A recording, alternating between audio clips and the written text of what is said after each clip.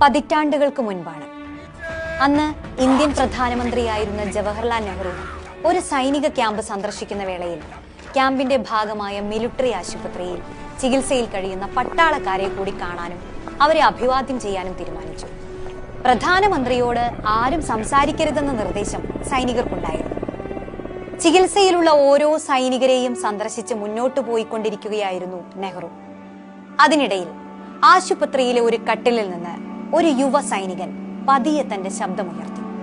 ബഹുമാനപ്പെട്ട പ്രധാനമന്ത്രി, എനിക്ക് അങ്ങയോട് ഒരു കാര്യം സംസാരിക്കണം.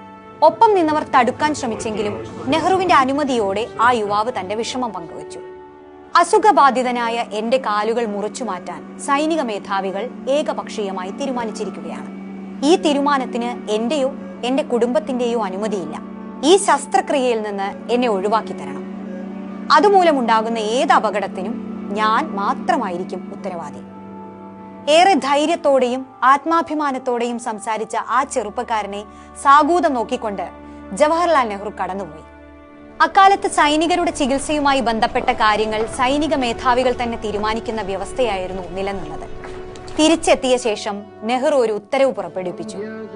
സൈന്യത്തിൽ ഇത്തരം ഒരു തീരുമാനം എടുക്കുന്നതിന് മുൻപ് ഇനി രോഗിയുടെയോ രോഗിയുടെ ബന്ധുക്കളുടെയോ അഭിപ്രായം ആരാഞ്ഞിരിക്കണം.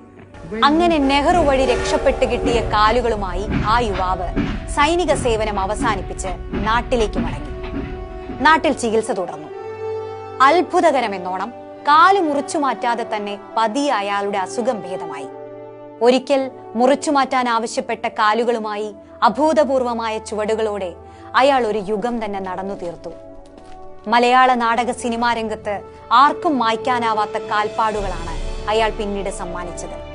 പാലപ്പുറത്ത് വീട്ടിൽ സുരേന്ദ്രനാഥ തിലകൻ എന്ന ആ യുവാവ് പിൽക്കാലത്ത് ഇന്ത്യൻ സിനിമയിലെ തന്നെ തലയെടുപ്പുള്ള നടന്മാരിൽ ഒരാളായി മാറി. മലയാളത്തിന്റെ അഭിനയ സംസ്കൃതിക്ക് കാലാതീതമായ കാൽപ്പാടുകൾ സമ്മാനിച്ച നടന കലയുടെ പെരുന്തച്ഛൻ സാക്ഷാൽ തിലകൻ.